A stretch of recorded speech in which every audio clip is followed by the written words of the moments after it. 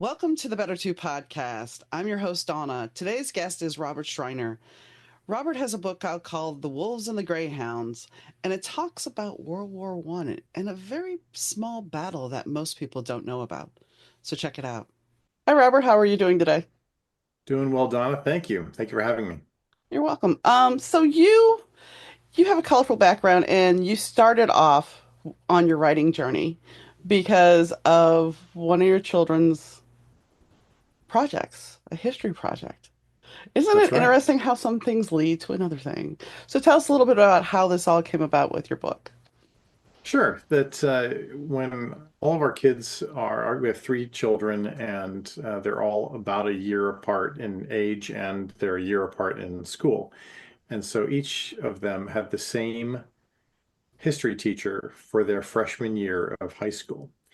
And in that history class, the teacher focused on the First World War and wanted, they had an assignment that varied slightly from year to year, but the general assignment was that each of the students had to uh, essentially write a journal as if they were a participant in the First World War, and they could be a soldier, they could be a nurse, they could be someone who flew a plane or drove a boat or whatever it was. They could sort of decide what they really wanted to do, but they had to write this journal, and so they had to do all the research to be able to put together something that sounded realistic. And then, of course, they got to do fun things like make it look aged, like it was 100 years old, and bind it in leather and things like that. So we got to help our kids, sort of, with this project as you would do. Mhm. And one of the it's kind of a rare circumstance where our kids, nerdy dad with all of his military history books was actually useful for something other than driving them to a school function. So all of a sudden, I had all these books that might actually be useful. So I was giving the kids these resources, and as part of that, I would look at some of the books to see how, if they were appropriate, if it was something they could use. And in that process, I came across a passage about the Battle of Coronel in the First World War. And even though I'm a military history buff and I read all kinds of things about, all kinds of battles and wars and all kinds of things, I didn't know really anything about the Battle of Coronel. And it was intriguing, and the backstory was a little intriguing. And so I let the kids do their thing, but that stuck in my head. And so I looked at this battle some more and did some more research. And by the time the third child had done their project, I was really hooked about this story, and I had actually ordered some additional resources. I bought some old out of print books online. I had actually gone, I'd really, talking about nerding out, I had really done that with respect to this particular event in history. And I became convinced that this real story was an extraordinary inspiration for a fictional book. I thought I could really write a story about these events and you know talk about it in a way that you wouldn't be able to in a nonfiction account, where you could really get into the heads of the characters and what they were doing and their motivations and all of that. And so that really was the inspiration for it, was those history projects from our high school age kids. Well, and the funny thing is, you were talking about the fact that you had these books and you had, I don't know about you, but sometimes, yes, I amass books on subjects that I'm interested in that I never get to read. They're just there collecting dust. And it's like, oh, wait, I can go look at that. So it sounds like maybe that started, you were forced to look at books that maybe you hadn't totally visited, or maybe you hadn't revisited in a while. That's right. No, there were definitely books that had been collecting dust for, a decade or two, that turned out to be useful not only for the kids, but for myself in my initial research. And then I ended up, as I say, I filled up almost a whole bookshelf worth of books as part of my research subsequently. The one shelf you cannot see that's behind me, because I write books that are set in the 80s and the 90s. And while the internet is a wonderful tool, and since you're writing something historic, you can find some information, but you can only go so far back. And like for me, certain places do not exist if they're not around in the 90s or 2000s. The internet doesn't even recognize that they were in existence. So I go buy old travel tour books, and yeah, I have books from 1985 and 82, and it's like, well, this is for my research. So I understand. Absolutely. And yes, people can look at you like, why are you buying that? But, one man's trash is another man's treasure. Yeah, and as the research process itself was, it really then, when I really got serious about the research, it took about 3 years just of research before I even wrote the first word of the book. And as part of that process, I reached out, and there's where the internet was useful. I reached out to resources all over the world, and I was really humbled and impressed by the responses that I got from people who were really excited that I was working on this project, people who were historians themselves.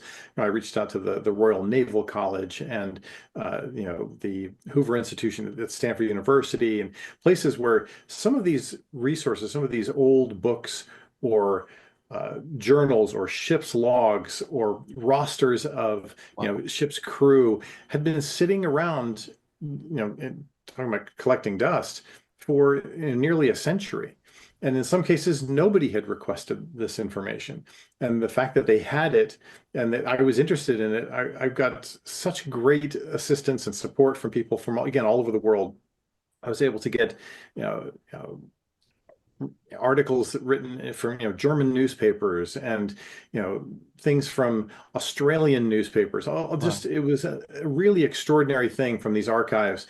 And again, the help that I got from these people all over the world was really impressive and again humbling. And so, uh, and as it turned out, all those books that I had, accumulated, those were, written by historians themselves, many of whom, some of them had been in the Royal Navy, some of them had, were just, archivists, whatever it had been.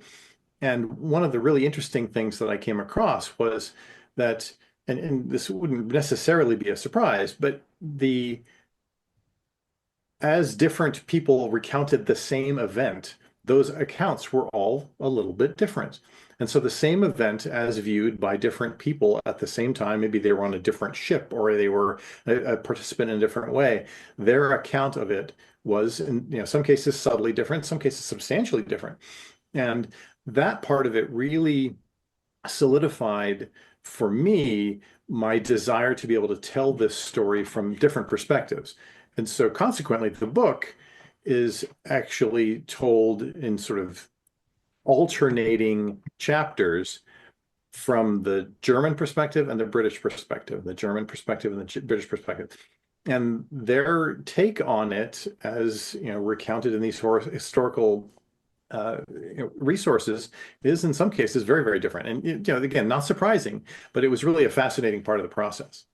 Well, in a romance world, we would call that a duet because you have the two POVs. And Right. I always find it very fascinating that when you can do that because you get a fuller picture there. You get a full background of, okay, I'm not just telling you the British version, I'm giving you also this. And so therefore, it's a more broad scoped, dynamic picture for the reader. And that can translate whether it's an audiobook or a film into a much bigger scope of things. And that was my intent. I really wanted to tell this story from as full a perspective as possible. Unlike a lot of uh, military thrillers or in books that might be comparable, there really isn't a bad guy in this story. I mean, there are folks who do things that could be, considered villainous.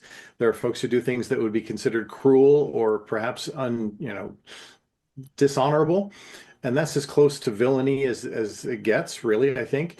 I really tried to convey the story as accurately as possible, uh, um, but that part of it is being able to tell that story as fully as I could really became an important part of the process for me. Yeah, because as it turns out, it didn't really matter who had the advantage at a given period of time, who was likely to win a given battle. Both sides were terrified. Both sides were fearing for their lives and missing their families and far from home and cut off from communication. And there were so many parallels, regardless of which side the combatants were on.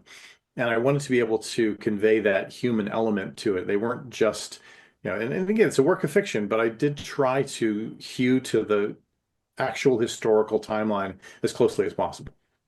But I think you make a valid point with that because when you look at war, we don't think about the human element of it. We think about, okay, they did this to us. We're going to go over there and we're going to do this. And this is somebody that's never going to see the battlefield that is now commanding you to go do this.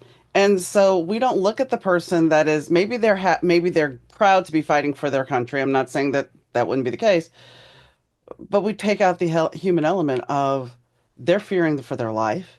They are doing their job. They're missing their family. They are dealing with possibly watching somebody die in front of them. Multiple people die. They with the possibility of having to kill somebody. We don't look at all those elements. We just think, oh, we're going to go take over this place or we're going to go fight for this.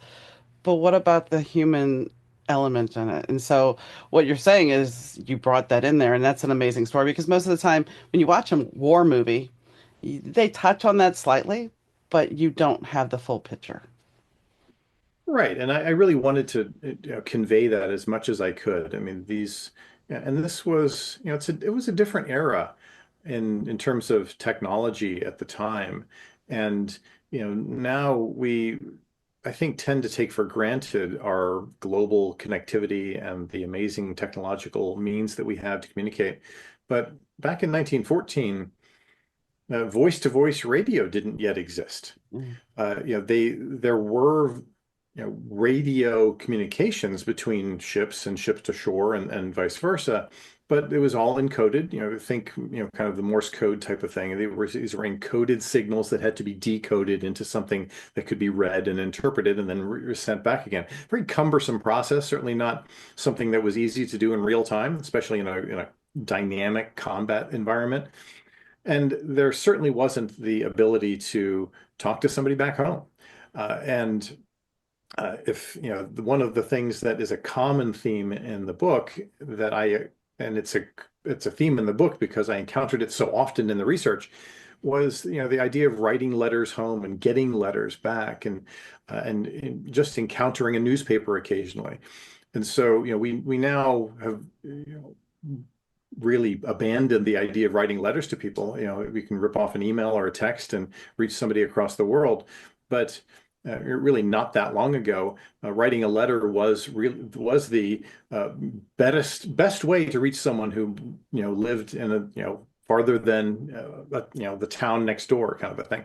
So, and certainly in 1914, when folks who were assigned to a combat vessel, whether they were German or British, would write letters home, and they would generally stack them up, and when they got to a port of call, they would those letters would be bundled from all the crewmen and they would be sent ashore to the local consulate to be sent home. And of course, those bundles of letters would then be put on a ship, and that ship would take, maybe a month or two to get to where it was going.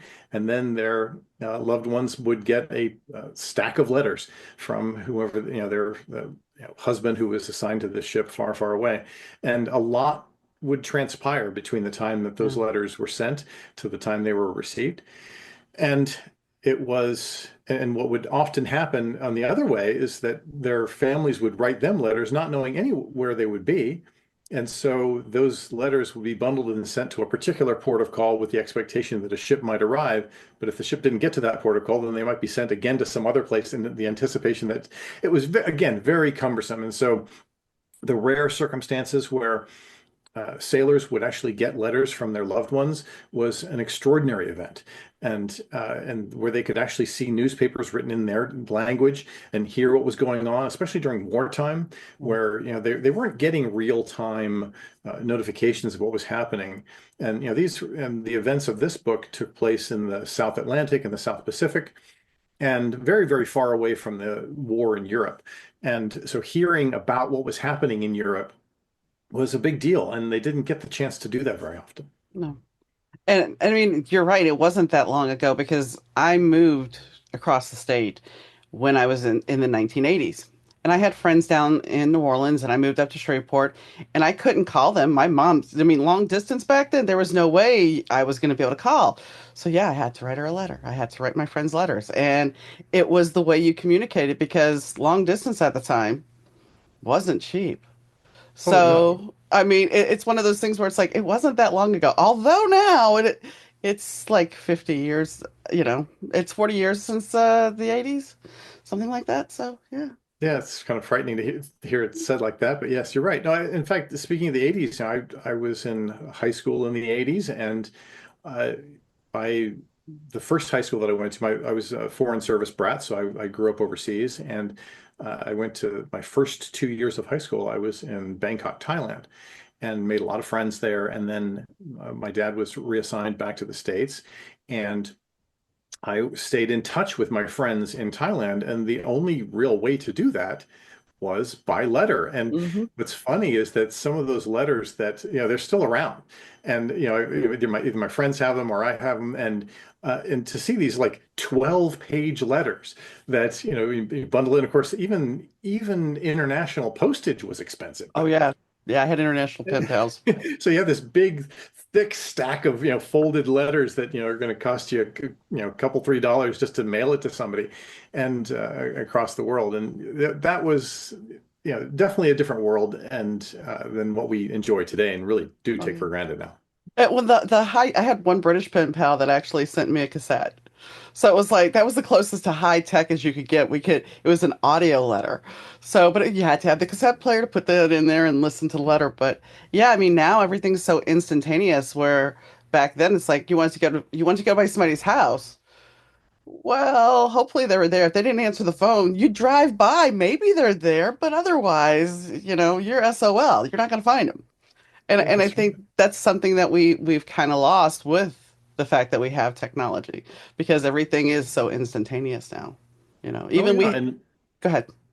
no, I was just going to say that I found to be a very powerful theme in this story where, that sense of isolation and detachment from home, from loved ones, and even from, in this particular case, the command structure.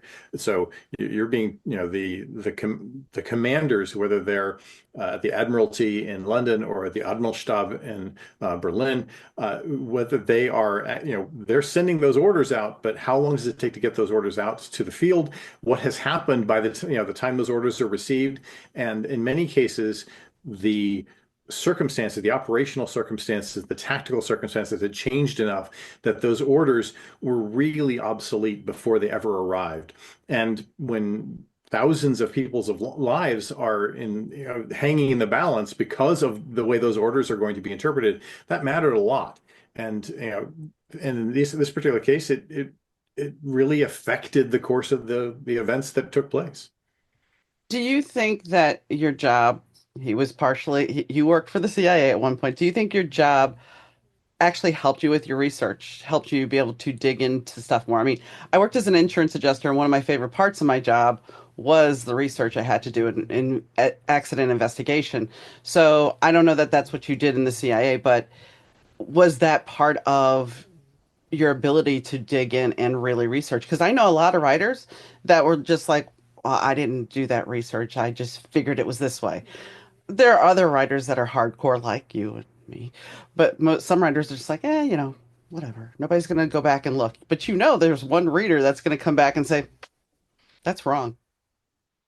Well, and I thought about that actually quite a bit. That the folks that are out there who are really into this, the handful of other people in the world who might be really into this subject, and I did want to get all those details right. And to the point where, I mean, in this book, I perhaps went a bit overboard. I mean, if for example, the officers standing on the bridge of the ship, or they see the moon, the phase of the moon on that day and that date is absolutely correct. And I went to that kind of level of detail. But to get back to your original question, yes, I would say yes. I mean, the work that I did at the agency, there was a lot of military analysis involved, and getting those kind of details right and making sure that you have checked your sources, and it's validating sources is a big deal in the intelligence world.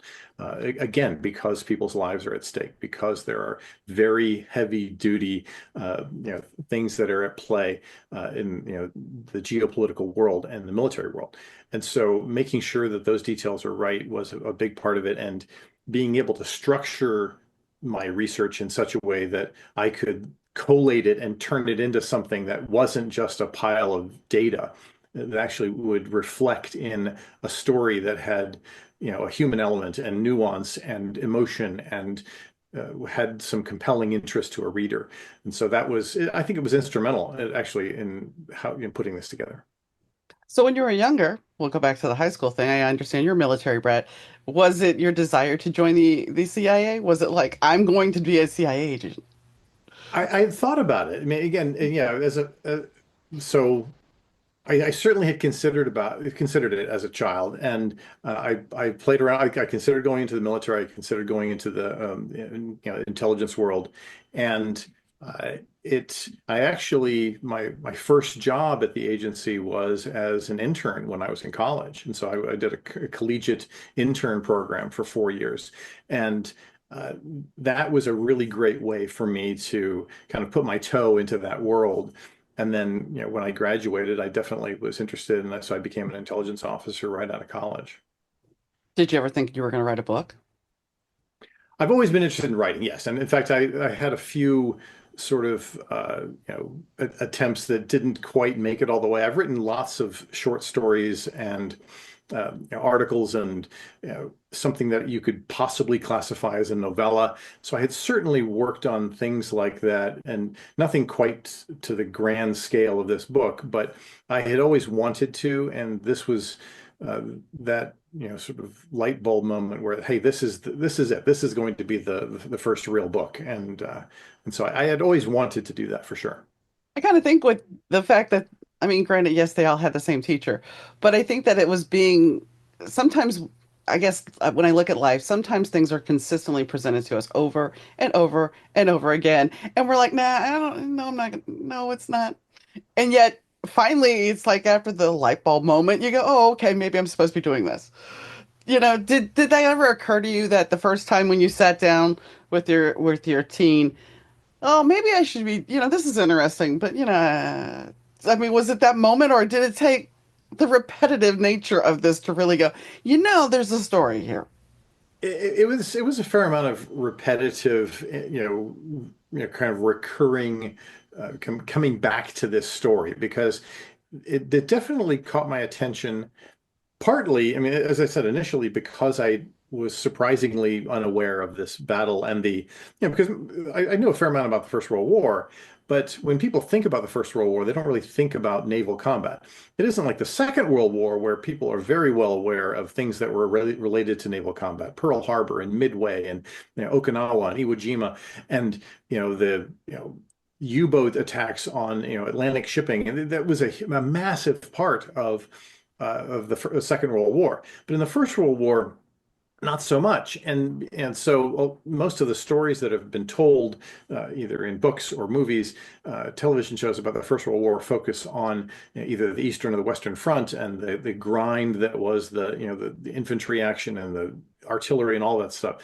So I knew quite a bit about that, but I really didn't know much about the First World War naval action. So when it really kind of gnawed at me that this was such an interesting story, that how did I not know about this really interesting story? And when I kept coming back around to it, and so the more read about it, the more I became pulled in, and the more I reached out and tried to learn more about it, and then I was hooked.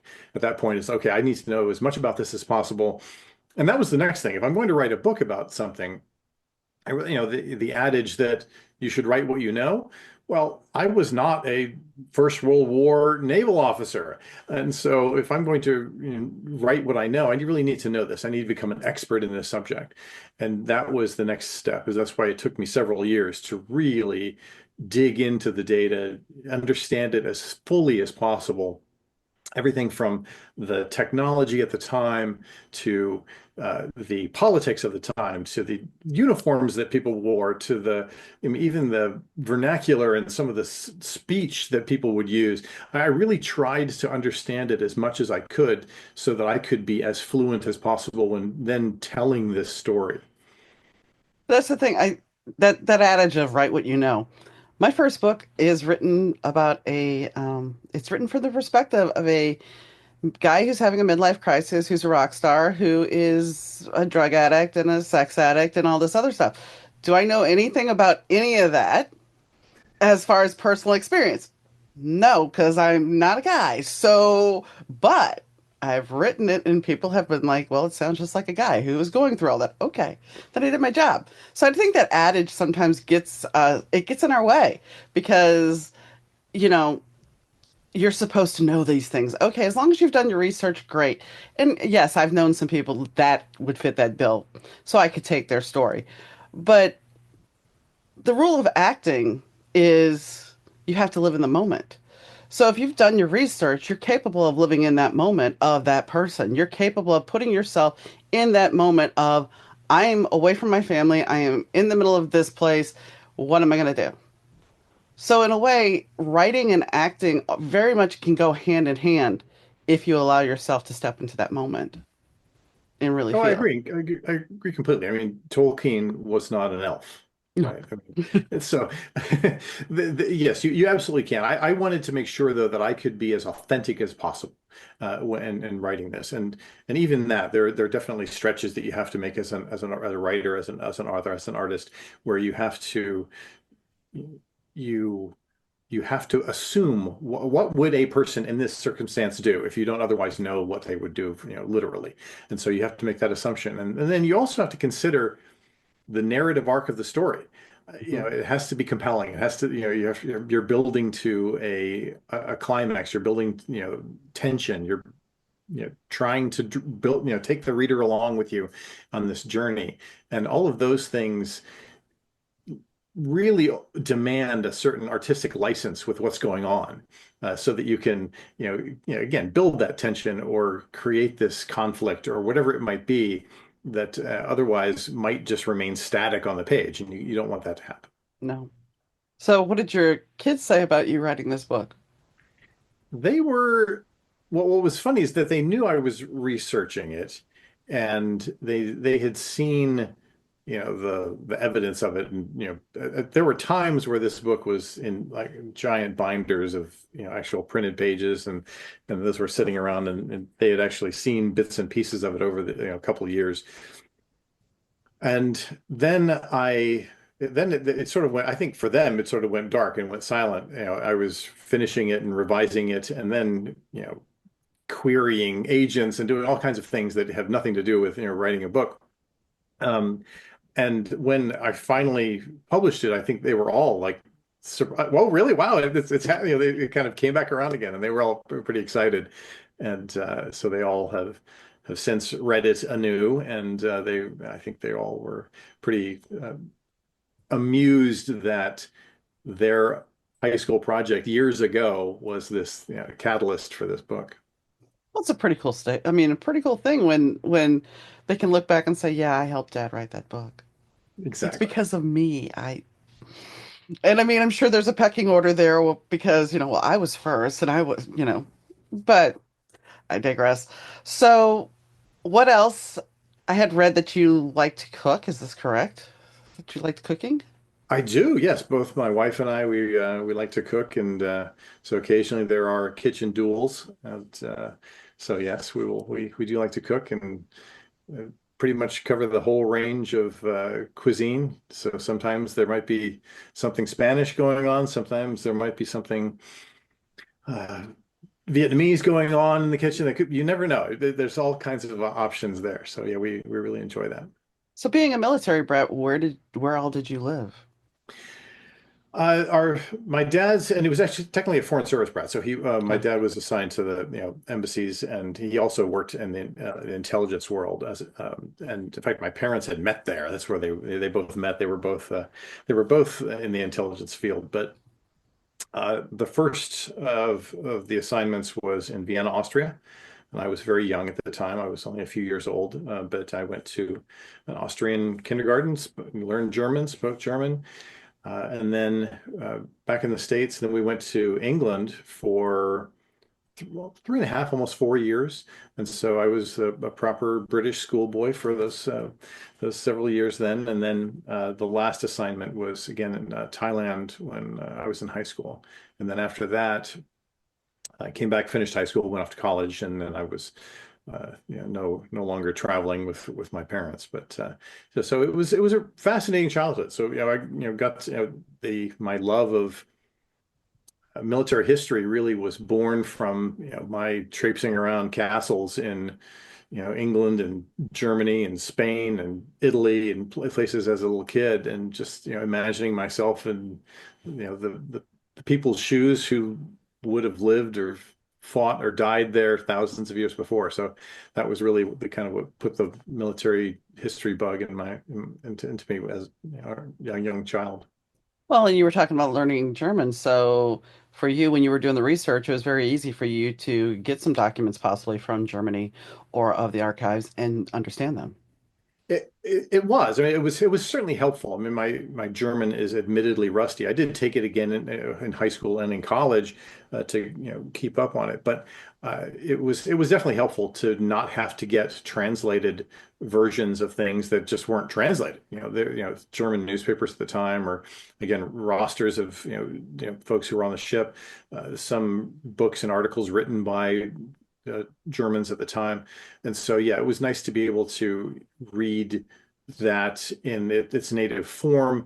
Now, admittedly, technical German and conversational German are a little different. I mean, there are, German is a sort of a difficult language in that sense because there are very specific words technically in German for specific things, especially when you're talking about naval terminology and things like that. And so I definitely had to do some more research and kind of get some linguistic help with some of that stuff. But it was helpful. Yeah, but even in New Orleans, there's certain words that are not used outside of New Orleans in the state. Like median. Most places in the United States say it's a median. I grew up with the word neutral ground. Neutral ground. Neutral ground, yes. That thing in the middle of the road is a neutral ground. So So, somebody has to mow the neutral ground. yes, yes. And so when you're talking about these things, people look at you like, what? Yeah, there was, and also my grandfather worked on the railroad at one point. My great grandfather and my grandfather did too. So, a grip was a suitcase. And, it's not, but yeah. So even in America, we still have that, let's have conversational. And then also in New Orleans, south of New Orleans, you have the Cajun French, which is a whole nother dialect in itself Right. that I'm not even going to go into because I don't really know it. But yeah, good luck figuring that one out. So I think that's one thing we don't really think about, that there's so many different dialects here in this country that even though English is English, it doesn't always Oh, flow so well.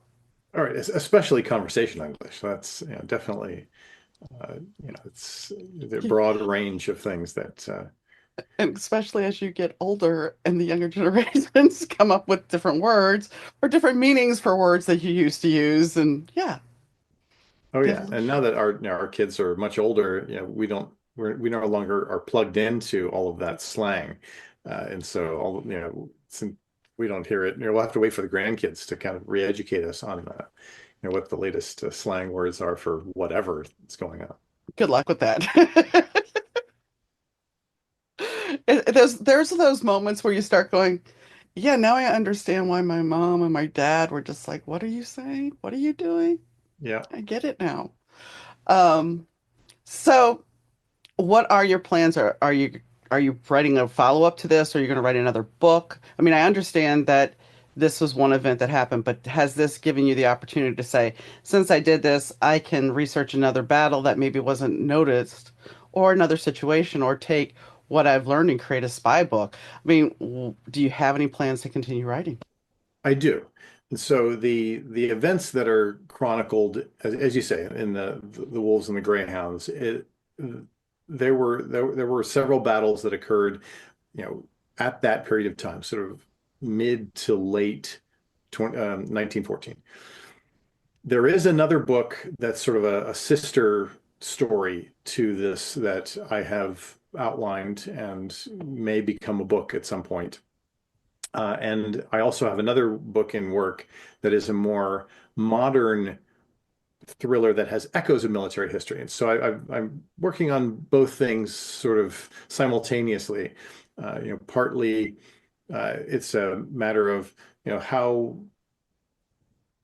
how much interest is there in World War I naval action, that kind of thing, Mhm. even as a fictional book, versus something that might be a bit more modern. So I've got a number of ideas in my head now. They're all just kind of bursting, trying to get out, and I need to channel that energy in something that's productive. So yeah, I've got a couple things in work, and I enjoy writing so much. It's such a fulfilling process, and it's a fascinating thing and something that, I'm sure that you as a writer can understand this, but a lot of people who haven't actually written a book, especially a fiction book, wouldn't really understand. And it sounds absurd on its face, is that as a writer, a lot of times the story surprises you as the author and where it's going to go and what's happening as much as it might the reader. And that for me was one of the most fascinating revelations, was the fact that this story is going to go in a direction, even in this particular case, where the whole thing is framed around historical events. And so there's definitely a structure that it has to fit into. But even within that, there were places where I had no idea this book was going to go. And as I was writing it, that was happening. That was so much fun to be able to have the story take me, the author, in a place where I wasn't expecting it to be. And again, that I think to someone who hasn't written a book, that might sound absurd, but it truly is. It's a real thing. Oh, it does not sound absurd. When I was working on the first book, I uh I was driving my husband to dialysis, and the main character of the book says to me, I got a better ending for you. I'm like, no, this is what this is going to be. He's like, no, I got a better ending for you. I'm like, fine. So I went ahead and I know people are like, she's hearing voices. No, characters do that. They give you ideas. And so I ended up, he's like, if you take my idea, you'll have more than one book. I'm like, fine. So I rewrote the ending and it was like, yeah, okay, I see where you're going. So I totally understand because at the time, yeah, I had this is the way it's going to end. This is it. I have the alternate ending somewhere on my computer, but yeah, it was just like, no, you need to do it this way. And Right. so no matter, I was going to ask you your opinion or a plotter. I plot things, but I will tell you that they will run amok and we're going this way. We're not going where you want it to go. And I think there's a genuine experience in that because you're allowing your creativity to flow. You're not putting these roadblocks up that say you have to write this. And the problem when you start sticking so much to the roadblocks is writer's block. You can't go any further. And sometimes even if a scene is presented to you that you feel wholeheartedly is okay, and something else, they give you something else. As long as you write that out and get it out on paper, it allows that to go away and you can go back to your original thing. But sometimes you just have to get the other stuff out. Otherwise, you're not going to be able to focus back on what you need to focus, if that I makes agree. I agree. And there are times where that writing takes on a momentum of its own. And if you're on a roll, stay on the roll. And and it may not conform to what you had originally plotted out. And I'm definitely a plotter, and I'm definitely someone who's, created this structure. But there were plenty of times where something, was very clearly a creative, you know, dam break that created this sort of extraordinary flow of creativity and ideas, and it was worth going down that path. Now, going back and editing and rewriting, there may be some of that might be, okay, I went a little too far with this, and there are certainly times where I looked at this story and said, okay, I'm not telling the time, I'm showing how the watch works. And I really need to kind of bring that down a little bit. And, but at the time that you're writing, I think it's definitely worth going with that flow and seeing where that story takes you. And as a writer, that was always a really pleasant surprise to be swept away by my own story. Oh yeah. I mean, I went 2 months without writing and then I started working on character Bibles, which is back to the research thing. And suddenly one of these characters that was a minor character in my second book is like, I want to tell a story this way. And I'm like, you're not supposed to be, you were just this little minor character. You don't have a voice. I let him play and I wrote 82,000 words, you know? So that's basically a novel. Will that novel ever see the light of day? No. but it got me writing. And Yeah. I will take some of the ideas from it, but that's the thing. Sometimes I just let it out because otherwise they're going to keep interfering, Yep, I agree. which sounds crazy, I know, but to writers, it normally isn't. So, what else do you like to do for fun besides write and cook? I like woodworking, so whether it's building furniture or remodeling things, building out a workshop in the barn on our property, which is fun. So definitely like to do that. As you mentioned before, we like to cook, we like to travel. So all those things are keep me interested in the world, and that's it's always a lot of fun. If you could go on a dream vacation, what would it be? That'd be I'd actually probably be a long list. There's so many places. Even though I've traveled a lot of the world, there's so many places I haven't been, and so it's a pretty long list. That you know the for example, one of those daughters who was in high school and who helped, as the catalyst for this book, just got married this past year, and we went to India for her wedding. And so Wow. that was a one of those bucket list things. Going to India, we hadn't been. But there's a lot of places in the world that I would love to travel to, and places I'd like to go back to also. I mean, there are places that I visited as a child that I probably couldn't appreciate quite the same way that I would appreciate them now. And it would be fun to go back to Carcassonne or Stonehenge or some of these places that I saw when I was a child. So, I had a guest recently that had written a book about her father's experience in World War II. And she went back to Serbia, where her father was from. mm, And he still remember, and he's like in his 80s now. And he remembered where he was when he was a 7-year-old boy. He could still walk those streets and still know things and know places because a lot hadn't really changed. So it was an interesting interview. And I think if you go back to those places, yeah, you have the perspective. What's amazing is because I'm from New Orleans, but I went back after Katrina and I hadn't really been to my old neighborhood in forever. And so I went down there and it was just kind of like everything seems so much smaller now. yeah. So I'm sure if you went to Stonehenge, even though it's huge, I'm still, from the child's perspective to the adult perspective, I'd be like, well, this isn't any big deal. I mean, I know, and then the fact, and there is actually a road that runs right by Stonehenge that, as a child, wouldn't have bothered me. As an adult, I'd probably be like, "Why is that road so close to this amazing, wonder of the world?" So, it is kind of questionable. Why is it? right, It right. looks like just somebody could come in and create chaos.